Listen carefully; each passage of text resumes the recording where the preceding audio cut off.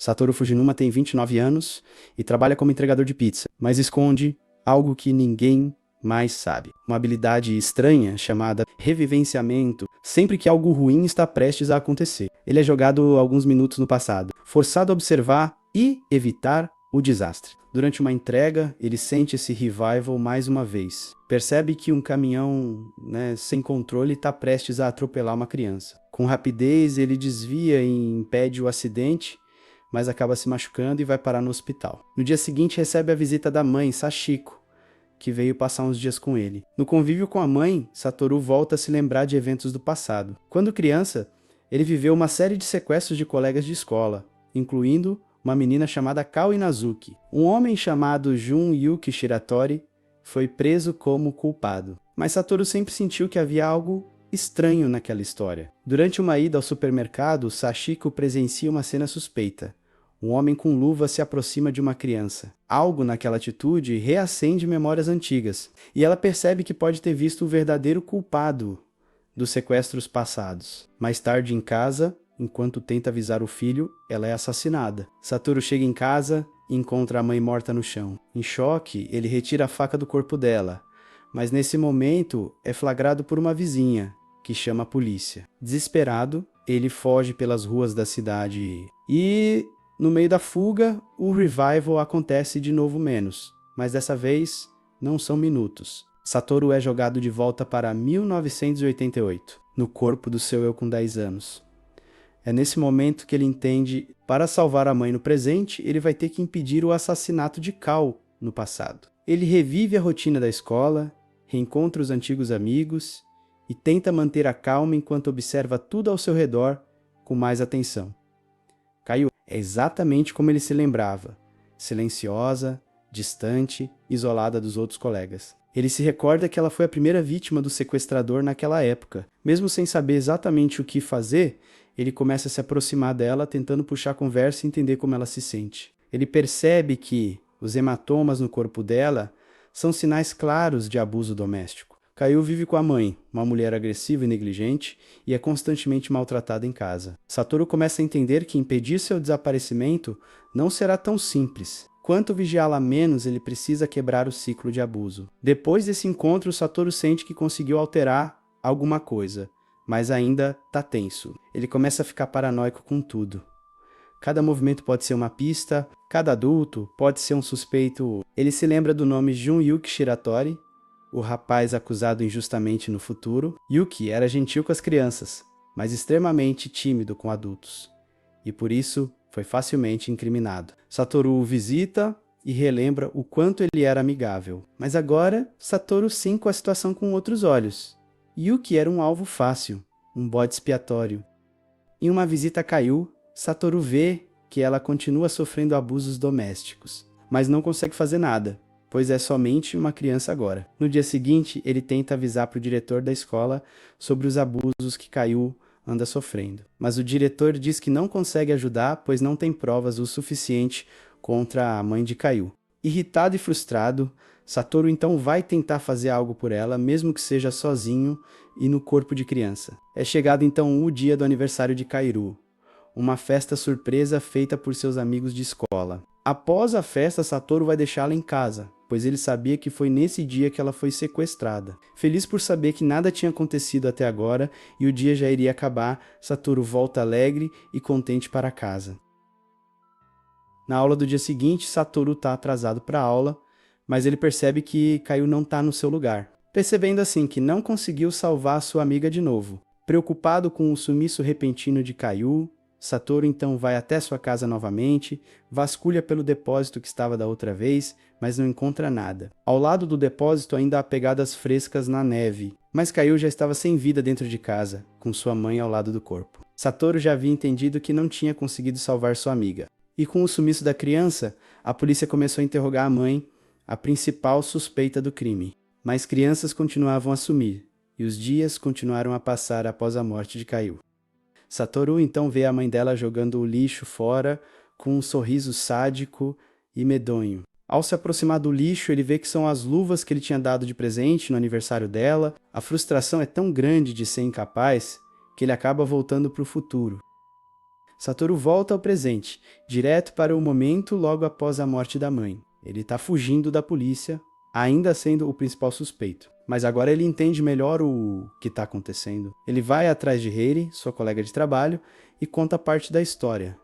Ela acredita nele e o ajuda a se esconder. A Heiri também passa a ser observada pela polícia, mas não desiste de ajudá-lo. E, em determinado momento, ela encontra o celular da mãe de Satoru e percebe que há uma mensagem não enviada, menos uma pista que poderia inocentá-lo. Mas antes que consigam fazer algo com isso, a casa de Heiri é incendiada. Ela quase morre no fogo e Satoru a salva no último segundo. Isso confirma que alguém está tentando silenciar qualquer testemunha e esse alguém sabe exatamente onde eles estão. Enquanto está preso, Satoru reflete sobre tudo. Ele sente que está sozinho, mas a Eri, que sobreviveu ao incêndio, aparece no hospital e confirma que acredita nele. Ela conta que viu um homem sair da casa antes do fogo começar. Essa informação reacende a vontade de Satoru lutar. E nesse momento, mais uma vez, o revival acontece. Ele é jogado de volta ao passado, dias antes do desaparecimento de Kaiô. Agora, com mais informações e mais determinação, Satoru está disposto a mudar o curso da história de verdade. De volta ao passado, Satoru refaz o plano de proteger Kaiô. Ele conta com a ajuda de seus amigos, principalmente Kenya e Hiromi. Juntos, eles criam um plano para esconder Kaiô por alguns dias e tirá-la de casa. Depois de se esconder por 2 dias com a ajuda dos amigos, Kaiô é acolhida por Sachiko, que cuida dela como uma filha. Pela primeira vez, Kaiô experimenta um ambiente seguro. Ela dorme bem, come com calma e até sorri. Isso emociona Satoru. Então ele e sua mãe, Sachiko, denunciam diretamente a mãe de Kaiô para o conselho tutelar. A mãe de Satoru confronta Akemi Inazuki com firmeza, deixando claro que não vai permitir mais abusos. Kaiô foi resgatada e irá passar a ter guarda com sua avó de agora em diante. Ao mesmo tempo, Satoru percebe algo estranho.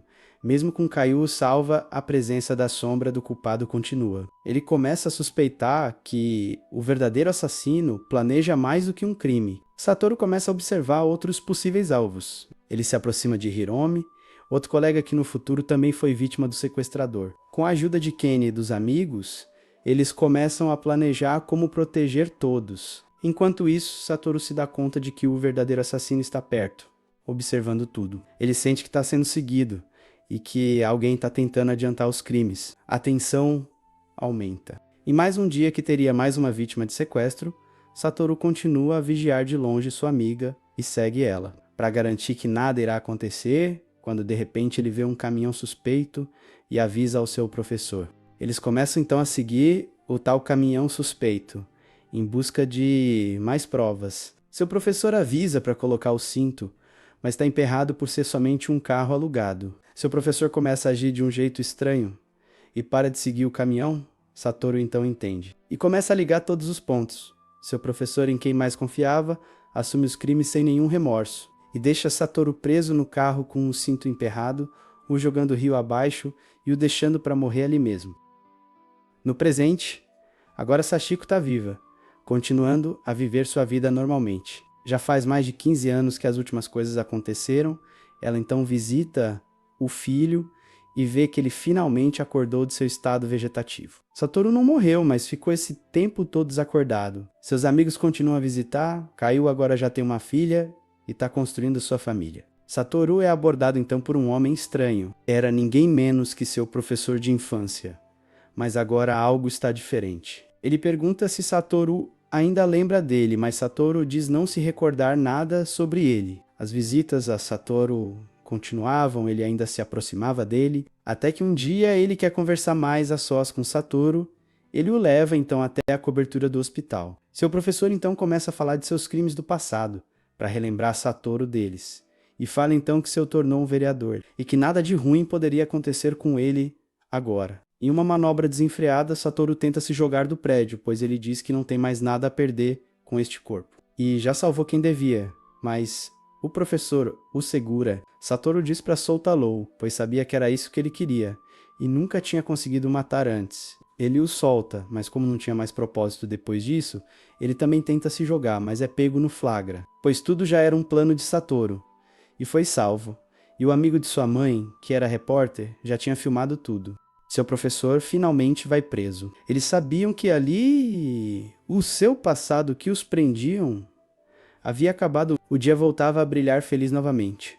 Após algum tempo, Satoru finalmente conseguiu se tornar um mangaka que tanto sonhava. Continuava a encontrar seus amigos, todo mundo muito feliz, e um dia de muita neve, como Satoru tinha ficado em coma, ar e ele nunca tinham se conhecido. E assim a história chega ao fim. E se você curtiu reviver essa história comigo, deixa o like para apoiar o canal. Ajuda muito mesmo.